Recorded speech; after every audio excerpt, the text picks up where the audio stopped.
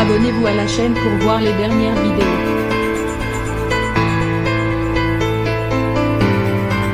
Si Monsieur Pokora est un artiste engagé, c'est qu'il a aussi traversé des périodes extrêmement douloureuses dans sa vie personnelle. Le chanteur de 36 ans est parrain de la Fondation pour la recherche médicale depuis 3 ans. Du 16 au 21 septembre 2022, la FRM lance la 5e édition de sa campagne nationale sur la maladie d'Alzheimer. Une pathologie qui concerne 900 000 patients en France, et 2 à 3 millions de personnes en comptant les aidants. Aider la recherche, c'est le message que Monsieur Pokora souhaite faire passer grâce à l'appel aux dons. Déclare-t-il dans une interview accordée à TV Magazine ce vendredi 16 septembre 2022. Dire qu'il y a des avancées, que les chercheurs sont optimistes, non pas pour trouver un remède, mais en tout cas pour ralentir l'évolution de la maladie. De plus en plus de gens sont touchés. On peut très bien être les prochains, nos parents ou nos grands-parents peuvent être les prochains.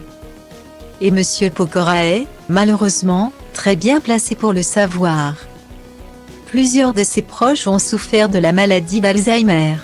Dans les colonnes de TV Magazine, Monsieur Pokora se livre à cœur ouvert sur ses douloureux souvenirs.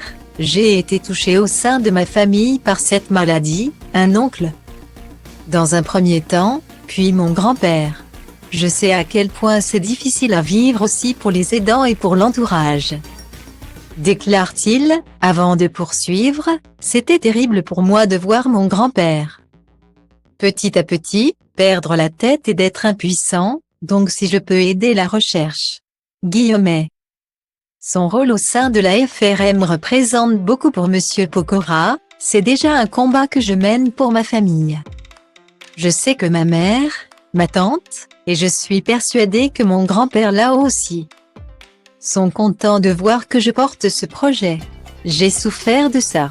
Il n'y a rien de plus terrible que le jour où j'ai vu mon grand-père ne pas reconnaître ma mère, qui est sa fille.